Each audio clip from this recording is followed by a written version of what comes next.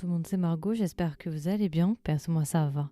Du coup aujourd'hui on se retrouve pour un nouvel épisode et aujourd'hui je suis de retour pour vous parler du film chinois Creation of the Gods, partie 1 du coup qui est sorti en 2023. C'est un film qui date de 2023 de 2h30 et qui a été réalisé par Wu Shan. Wu Shan il est aussi derrière le film Under One Person qui est en fait l'adaptation de I Am Nobody. Voilà, c'est lui par exemple qui est derrière ce film et il a fait plusieurs projets, il est quand même assez connu.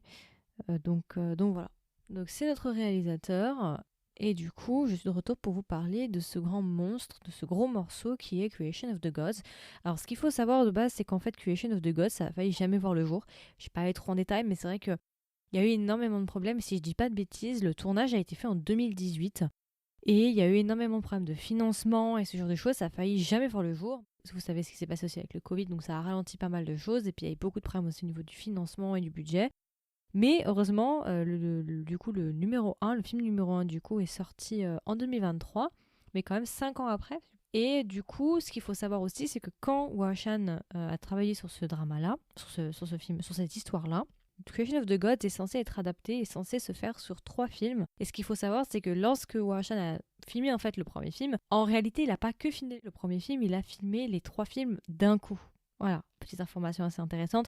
Parce qu'au moment où j'enregistre actuellement en 2025, le film numéro 2, la suite, est déjà sorti. Voilà. Donc c'est quelque chose qui n'est pas fait souvent, mais c'est quelque chose que je trouve qui est assez bien parce qu'au moins ça rassure un petit peu de se dire que finalement, il n'y a pas trop à attendre techniquement en fait, vu que tout a été déjà filmé, donc il n'y aura pas de problème de, par exemple d'emploi du temps avec les acteurs. Est-ce qu'on pourra avoir les mêmes acteurs d'un film à l'autre? Là au moins, en filmant tout d'un coup, en bouclant tout d'un coup, on est sûr au moins d'avoir l'entièreté du casting de A à Z, donc ça c'est une bonne chose. Alors Creation of the Gods, ce qu'il faut savoir en fait, c'est que c'est issu de base, alors il y a plusieurs sources, il y a plusieurs liens, et visiblement aussi, ce serait aussi une sorte d'adaptation aussi du roman Investitures of the Gods, qui a été fait par Xu Zhonglin et Lu Xixing. Okay. Alors si jamais le film, je sais qu'il est disponible sur Bilibili, Drama, Dailymotion, je vois qu'il est aussi sur Apple TV, Prime Video et Netflix. Alors après, il faudra regarder si c'est en voix STFR ou si c'est en sous-titré anglais. Mais en tout cas, le numéro 1 est quand même bien diffusé. Alors moi, pour ce premier film, du coup, malheureusement, je ne l'ai pas vu au cinéma. De base, j'avais été invitée pour l'avant-première de Creation of the Gods, partie 1 à Paris. Mais à l'époque, malheureusement, j'avais pas pu me déplacer, donc j'avais pas pu le voir. Donc j'aurais bien voulu le voir en salle quand même. Ayant vu le 2 en salle en Chine, c'est pas du tout la même expérience. Alors rapidement, du coup, quels sont les acteurs qui jouent dans le drama? Je vais pas vous donner tout le casting parce que clairement le casting est très fourni. Mais quand je dis très fourni, c'est très fourni. Je vais vous donner juste les acteurs les plus importants, j'ai envie de vous dire. Oh, et d'après ce que je vois, celui qui a travaillé sur la musique, c'est Ayanga. Mais non, j'aime beaucoup Ayanga. C'est un artiste qui est d'origine mongolienne. J'aime trop Ayanga. Non, vraiment, j'aime trop Ayanga par contre. C'est lui qui a travaillé dessus. Ah, je suis choquée. Mais c'est trop bien. D'accord, je comprends parce que la musique, elle est... Enfin, en fait, surtout la musique du 2. En vrai, la musique du 2 m'a plus marqué que la musique du 1. Mais d'accord, je regarderai si Ayanga, il est aussi sur le 2. Waouh, incroyable. Ok, super. Vous voyez, on en apprend tous les jours. Alors du coup, au niveau des acteurs principaux, quels sont les acteurs qui jouent dans ce film? Alors, je vais vous donner un acteur et là, vous allez tout de suite vous dire... Ah, nous avons Yuche. Yuche, si vous le connaissez pas, il s'est fait repérer principalement quand même avec le drama To the Wonder en 2024. Oui, voilà, Bataille. C'est lui. Il est dans le film et c'est lui qui va avoir une place à peu près un peu centrale durant les 3 prochains films, durant les 3 films de Creation of the Gods. Donc voilà, c'est un de nos personnages principaux. Nous avons aussi Naran. Naran, du coup, elle va jouer le rôle de Daddy, sous Daddy. Et en fait, Naran, ce qu'il faut savoir, c'est que de base, elle n'est pas du tout chinoise, mais en fait elle est russe. Elle a appris le chinois, je crois, en 6 mois ou quelque chose comme ça. Et c'est elle, du coup, qui va justement jouer dans Fangshan, du coup, Creation of the Gods. Et c'est elle qui va jouer le rôle du runner. Mais visiblement, je vois que la fille, Naran, justement, elle a aussi des origines mongoliennes. Voilà. Et du coup, cette actrice, elle va aussi jouer dans le film Under One Person, du coup, qui est aussi réalisé par le même réalisateur que je vous ai dit juste avant. Donc, voilà. Et ensuite, en termes d'acteurs principaux, nous avons aussi Chris Phillips. Chris Phillips, en fait, c'est un acteur taïwanais et américain, américano-taïwanais. Lui, du coup, il va jouer le rôle de notre roi, le King Joe of Shan. Donc, le roi des Shan, d'Isin. Vous verrez, c'est le personnage principal, en fait, du drama. Ok. Je vais pas vous donner tout le monde parce que, en vrai, il y a énormément d'acteurs et ça prendrait une éternité de tous vous les donner. Soyons honnêtes. Il y a beaucoup d'acteurs très connus, autant dans les personnages principaux que secondaires. Vous allez reconnaître beaucoup de têtes familières. Je vais rapidement du coup vous faire le résumer. Les 3 films de Creation of the Gods vont traiter en fait de la chute de l'empire Shang et de la naissance de l'empire Zhou. Du coup, l'empire Zhou, c'est un des empires les plus importants, la dynastie Zhou, qui est une dynastie du coup qui date de 1046 avant Jésus-Christ à 256 avant Jésus-Christ. Donc c'est d'ailleurs la dynastie la plus longue de l'histoire de Chine. Voilà, je pose ça là. Et du coup, vraiment, tout le film va parler de ça et de cette chute entre la dynastie des Shang et la création de la dynastie des Zhou. Donc Di Xin, lui, notre personnage, notre roi, le dernier empereur de la dynastie des Shang. Ce qu'il faut savoir aussi, j'ai oublié de préciser, mais ce film est un xianxia. Alors ils disent wuxia, mais ce serait pas juste de le dire, c'est plutôt un xianxia en vrai. Je sais pas pourquoi ils ont mis wuxia d'ailleurs, c'est pas un wuxia, c'est un xianxia. Vu qu'il y a des divinités, ça peut pas être un wuxia. Du coup, c'est un film qui va vraiment traiter du monde des divinités, du monde des démons et le monde des humains. Donc on a les 3 realms, les 3 mondes. Et du coup, on va parler de notre personnage du coup qui s'appelle Di Xin, qui est le dernier empereur des Shang, et on va nous montrer justement sa descente entre guillemets aux enfers, et justement on va le voir montrer son réel visage, passer d'un héros de guerre admiré par tous les soldats, dont notre personnage Jeffa, dont je vais vous parler juste après, à un tyran. De l'autre côté, du coup, on a d'autres personnages, dont le personnage de Jeffa. En fait, ce qu'il faut savoir, c'est que le drama nous explique qu'il y a plusieurs royaumes. En contrepartie de la sécurité de ces royaumes-là, chacun des royaumes a dû envoyer un de leurs fils en tant qu'otage dans le palais impérial des Shang afin d'aider justement l'empereur à régner. Et c'est une sorte un petit peu de levier, en fait, pour justement empêcher les différents royaumes de se rebeller. On nous explique qu'il y a les 4 ducs, je crois que c'est des ducs, le duc de l'Est, de l'Ouest, du Sud et du Nord. Parmi justement ces ducs-là, il y a Jeffa, qui est joué par Yu Xue, l'acteur qui a joué dans To the Wonder, qui est un des plus fidèles sujets entre guillemets du roi Shang et qui pendant une très très longue partie du film justement va tout faire pour le protéger, va être à ses côtés. Et justement toute la trame de l'histoire, ça va être de savoir ce qui va se passer, est-ce que justement comment est-ce que la dynastie des Shang va s'effondrer et qu'est-ce qui va se passer vu que l'empereur du coup notre personnage principal, en fait n'est pas la personne qu'elle prétend être. Et justement on va suivre Jeffa qui va découvrir la vérité sur la nature et les intentions de l'empereur. Un empereur qu'il admirait pendant très très longtemps et qu'il a suivi pendant des dizaines d'années. Et justement, on va suivre tout ça. Ce qu'il faut savoir aussi, du coup, c'est pas un spoil, ça va mélanger du coup avec le folklore. Donc tu vas avoir des divinités, tu vas avoir des démons. Donc on va avoir un des démons principaux, c'est Sudadi, du coup joué par Nalan. Je vous en dis pas trop, je vous laisserai regarder. Et Jeffa, alors petite information, parce que de toute façon c'est pas vraiment un spoil, Jeffa en fait c'est notre personnage principal et c'est celui qui est censé hériter du trône et c'est censé être le fondateur de la dynastie des Zhou. Je ne vais pas aller en détail, je vais vous laisser regarder et voilà. Ça c'est vraiment le plot principal du film numéro 1. Alors rapidement du coup qu'est-ce que j'ai pensé du film en point positif et en point négatif? Eh bien écoutez, alors il y a plusieurs constats à faire. Moi ce que je peux dire en tout cas c'est que j'ai vraiment aimé. Alors c'est vrai que ça peut être un petit peu déstabilisant pour celles et ceux qui ne sont pas habitués déjà au genre du xianxia.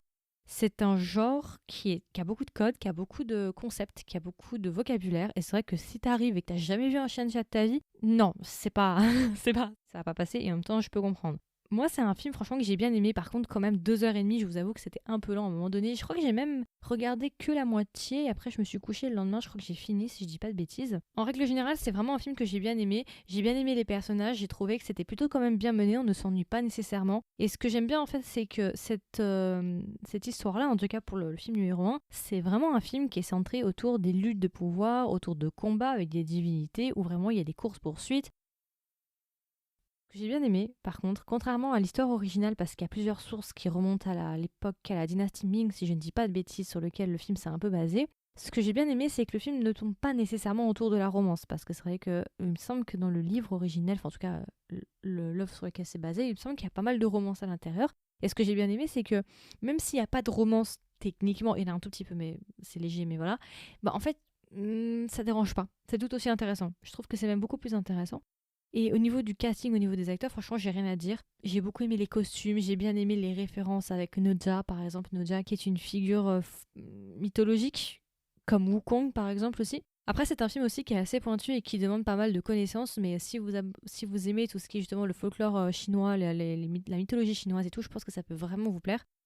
C'est un film, bon, visuellement, je peux vous dire que vous allez être régalés parce qu'il y a beaucoup de scènes avec des beaux soldats torse nu.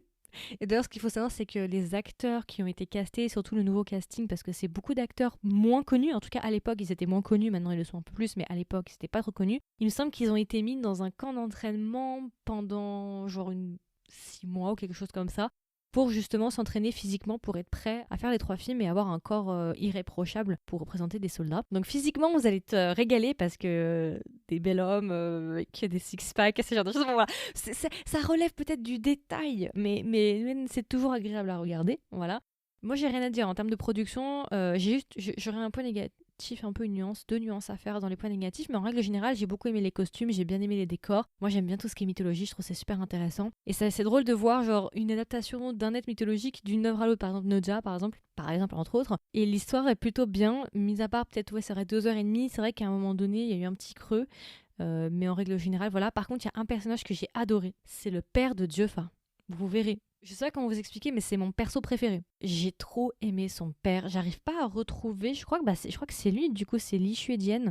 Je vais pas dire de bêtises. Ji Chang. Ouais, je crois que c'est ça. Énorme coup de cœur. En plus, c'est un acteur vétéran. C'est le seul personnage presque que je retiens de la saison 1, enfin du film numéro 1. Je ne regardais que lui. Vraiment que lui. Je sais pas comment expliquer, mais il crève l'écran. Il s'impose, il a une présence qui est assez impressionnante. Donc voilà. Alors du coup, j'ai juste 2 points négatifs, enfin une nuance à faire et un point négatif à vous donner. Première nuance que je tiens à mettre, ce qu'il faut savoir, c'est que vous allez vous en rendre compte très très vite, mais le film numéro 1 est sorti en 2023, mais comme je vous ai dit, ça a été filmé en 2018 ou 2019, je sais plus. Le truc, c'est que au niveau visuel, au niveau du CGI, des effets spéciaux, fond vert, ce que vous voulez, vous allez vous rendre compte quand même que c'est pas forcément dernier cri et c'est vrai que ça fait un petit peu ancien. En tout cas, ça fait pas quelque chose, c'est pas tout à fait à l'ère du temps de 2023, si on peut dire ça comme ça. Vous allez vous en rendre compte, mais en même temps, en fait, c'est très explicable. Comme je vous ai dit avant, ils ont eu énormément de problèmes de financement et en gros, pour le film numéro 1, ils n'avaient pas énormément de budget pour faire l'entièreté du CGI en mode top notch. Ils n'ont pas pu malheureusement allouer tout l'argent au CGI, donc ils ont dû faire des choix sur certaines scènes, mettre en priorité certaines scènes et certaines, bon bah voilà, avec moins de budget, donc forcément au niveau du CGI c'est moins fou. Voilà. Donc je vous dis ça parce que je compare par exemple avec le film numéro 2, qui du coup lui a trouvé ses investissements dans le box-office du film numéro 1, forcément. Donc l'argent a été redistribué pour le CGI, pour les effets spéciaux. Et on voit quand même une nette différence entre le film numéro 1 et le film numéro 2 sur ça. Après, on peut pas trop lui en reprocher compte tenu de tout l'historique qu'il a eu et toutes les galères qu'il a eu. Je trouve qu'il s'en est très bien sorti. Si je ne dis pas de bêtises, le film numéro 1 sur Douban a 7,6 sur 10. Ce qui pour Douban est vraiment pas mal. C'est pas mal du tout. Voilà. Il y a juste, moi, un point négatif que j'aurais à dire. Si on prend l'historique que c'est un film de 2h30, ok. Ce que j'ai trouvé un peu dommage, c'est que vers la fin, il y a un plot twist. Il y a quelque chose qui va se passer, il y a un changement, il y a un point de pivot. Et en fait, j'ai trouvé que ce point de pivot-là, pour moi, n'était pas très bien amené, dans le sens où tu as des personnages qui vont faire des choix drastiques. Et en fait, on n'a pas eu de scène avant qui peuvent nous expliquer ce changement de psychologie soudain. Tu vas regarder la scène et tu vas te dire, ok, mais ça sort un peu de nulle part en fait. Enfin, comment ça se fait que d'un coup, ces personnages-là décident de faire ça alors que de base, ils ont aucune prédisposition à le faire en fait. Et ça, j'ai trouvé un peu dommage. J'espérais personnellement que ce soit expliqué dans la partie 2, ça n'a pas été. Voilà, je vous le dis, pour ceux qui n'ont pas encore vu le 2, ça n'a pas été fait, il n'y a pas eu d'explication par rapport à ça. Je me suis dit peut-être qu'on fera un flashback explicatif de ce qui s'est passé, pourquoi un tel a changé d'avis et tout. Rien du tout. Rien du tout. Et du coup, c'est vrai que ça m'a un peu genre surprise parce que je me suis dit, mais d'accord, ok, bon, pourquoi pas, mais ça me semblait un peu abrupt. J'avais vraiment l'impression qu'il fallait vite terminer le film, qu'il fallait se dépêcher, et du coup, j'ai l'impression que je pense qu'en vrai, ils ont filmé ces scènes-là. C'est juste qu'ils ne les ont pas mises, à mon avis. Ils ont dû faire une sélection, du coup, volontairement. Mais du coup, c'est vrai que ça casse un petit peu le rythme de l'histoire et ça casse un petit peu l'aspect vraisemblable, en fait. Voilà, pour moi c'est un peu maladroit, je trouve en tout cas. Ça sort un petit peu de nulle part et ça semble un petit peu irréaliste, j'allais dire ça comme ça. Voilà, ça c'était mon point négatif, c'est plutôt vers la fin du coup, mais en règle générale, non, franchement, j'ai vraiment bien aimé ce premier film, même si, voilà, comme je vous ai dit, il n'a pas eu autant de budget, il n'est pas à son plein potentiel au niveau du budget et ce genre de choses. Ils ont quand même fait un très bon taf, j'ai beaucoup aimé le casting, vous allez reconnaître pas mal d'acteurs, dont justement Ushe, du coup, qui joue dans Food of Wonders, qui joue Juffa dans ce drama-là. C'était d'ailleurs une très bonne surprise de le voir et vous allez reconnaître encore plein d'autres visages. Donc voilà, franchement j'ai bien aimé. D'ailleurs je vais aussi faire un épisode du coup sur le film numéro 2, sur la suite, parce que je l'ai vu en salle en Chine à sa sortie. Donc on va pouvoir faire un peu un comparatif de voilà, est-ce que c'est bien, pas bien, en sachant que si je dis pas de bêtises, le film numéro 2 va aussi sortir en France. Donc voilà, je vais essayer de sortir les 2 épisodes au même moment. en faisant en sorte que les épisodes se suivent, comme ça vous pourrez les écouter directement. Je vais essayer d'ouvrir ça. Et du coup, si je devais recommander le drama à un ami ou une amie, qu'est-ce que je lui dirais et est-ce que même je lui recommanderais le drama? Moi, franchement, je vous le recommande vivement, mais sous quand même toujours certaines conditions. Je mets le disclaimer de si vous ne connaissez pas du tout le genre xianxia et vous n'avez pas du tout fait vos recherches, vous ne possédez pas le vocabulaire, le bagage nécessaire au niveau des xianxia, ça n'aura pas le même impact sur vous. Ça ne fonctionnera peut-être pas. En fait, ce ne sera pas du tout la même expérience et ça risque peut-être... Vous ne pourrez pas profiter de l'œuvre à son plein potentiel, malheureusement. Donc, deux solutions. Ce film s'adressera surtout à ceux qui aiment les xianxia. Et si jamais vous voulez quand même me laisser une chance, mais que vous ne connaissez pas du tout les xianxia, je vous invite à chercher un peu les thèmes et ce genre de choses, parce que pour quelqu'un qui n'a jamais vu de xianxia de sa vie, qui ne connaît pas du tout les concepts, les mécaniques et les termes, ça me paraît un peu compliqué de commencer avec Creation of the Gods. Ou bien il faudrait regarder 2 à 3 fois pour vraiment bien tout comprendre. Et même moi qui regarde beaucoup, je suis sans doute passée à côté de certaines choses, vous voyez. D'ailleurs, dans le film, si jamais vous retrouverez comme je vous ai dit, des êtres mythologiques comme Noja, par exemple, qui a été représenté de multiples fois. Et d'ailleurs, il y a un film d'animation qui est sorti justement sur Noja, qui est le 2e. Et je me demandais si j'allais pas le voir parce que il y a eu des très très bons retours sur Noja. Cet enfant avec des roues en feu. Je pense que vous l'avez déjà vu. Mais voilà, si vous aimez bien tout ce qui est mythologie chinoise, xianxia, et que vous aimez bien ce genre de choses, vraiment je vous le recommande, laissez-lui une chance. En plus, il est facilement trouvable, contrairement au film numéro 2, qui au moment où j'enregistre vient de sortir. Non, moi je vous le recommande, mais voilà, faut venir un petit peu préparé, je pense, quand on le commence, si on veut vraiment en profiter à 100%. Voilà, et du coup, si je devais lui donner une note sur 20, combien est-ce que je lui mettrais? Je lui mettrais un bon 16,5, mais qui tire un peu vers le 17, mais pas tout à fait. Vous voyez ou vous voyez pas? Vous voyez, je pense que vous voyez. J'ai beaucoup aimé. Franchement, ça change un petit peu de ce que je regarde d'habitude. Et comme je vous ai dit, j'ai vraiment adoré. J'ai bien aimé aussi, j'en ai pas trop parlé, mais j'ai bien aimé aussi du coup le personnage féminin Sudaji, du coup qui joue par Nalan. Pareil, j'ai beaucoup aimé, le casting est très bon. Voilà, écoutez, c'est à peu près tout. Du coup, c'était mon review sur le film Creation of the Gods, partie 1, Kingdom of Storms, qui est sorti en 2023. J'espère que ça vous a plu et que ça vous a intéressé. Comme d'habitude, n'hésitez pas à me donner vos retours. Il y aura une section commentaires si vous m'écoutez sur Spotify et ou aussi sur YouTube et YouTube Music. Voilà, n'hésitez pas à me dire si vous avez vu le film, est-ce que vous l'avez aimé, vous ne l'avez pas aimé. Si vous ne l'avez pas encore vu, est-ce que vous comptez le voir et lui laisser une chance. Si jamais aussi vous voulez être au courant des dernières sorties du podcast, comme d'habitude, n'hésitez pas à vous abonner sur votre plateforme d'écoute préférée. Et si jamais vous voulez m'aider et me soutenir, comme d'habitude, n'hésitez pas à me laisser une note, pareil, sur votre plateforme d'écoute préférée. Donc ça peut être laisser une note sur Spotify, c'est un nombre d'étoiles à sélectionner, ou bien c'est laisser un petit review sur Apple Podcast. Et puis voilà, écoutez, je vous souhaite une agréable journée ou une agréable soirée, et on se dit à bientôt pour mon review sur la partie 2. Bye bye!